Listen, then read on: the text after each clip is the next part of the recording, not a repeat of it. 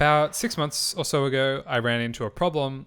It wasn't really a problem, it was kind of like a preference where I was using Bento myself and I wanted an easy way at a glance to look at a list of subscribers or users and work out if they had a particular tag. So as an example, I wanted to come up here, select, subscribe to marketing and see people that had hit a error page. So in Bento, I actually tag people who hit error pages and then I can contact them and apologize. It's just like a little thing that makes the app a little bit better because I think it's scary when people run into error reports. Anyway, in most apps, you notice the tags, they're all kind of treated the same, but tags do have different weights and different meanings, and I thought color coding them may make things simpler.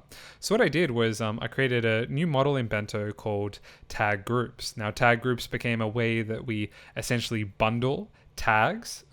So let's say I have a whole bunch of lead forms and I want to tag people in who opts into each of those lead forms, and then I want to give that tag group a custom color.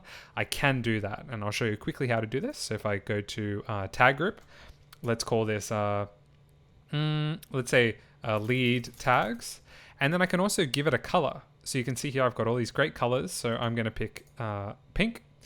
And then look, we've just run into this other feature, which I haven't mentioned, which is a unique tag limit. And I'll talk about that in a sec. So let me just quickly complete this task. Cool. So now we have a brand new fresh tag group called lead tags. And let's add one in here. So I'm going to add a tag and call it, let's add it into the lead tags group. I'm going to add a tag and call it just example tag. Keep it nice and simple.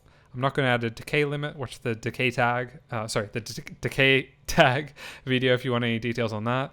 But yeah, all right, cool, we're done. So right now I have a tag group called lead tags, and I've colored it in this color, and I've said that it's not unique. So anyone that is tagged an example tag, if I go to the people browser, it's really easy to then spot them. Now, the next reason you may want to do this is, I think if you saw, there was the option for a unique tag in that group.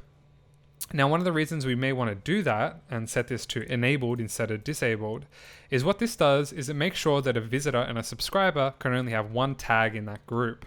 Now, I mentioned in the decay tag videos that people are using custom fields for this. So they'll create a custom field for, let's say, status, and then they will essentially keep updating that custom field based on all the different statuses. I found that was a little bit too complex, and I found this unique tag limit option on tag groups was better. So let me add another tag to kind of explain how this works.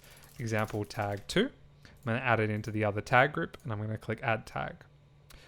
So let's assume that this tag group was unique, and I had a subscriber and they became tagged as an example tag. Then later on, they got tagged as example tag 2.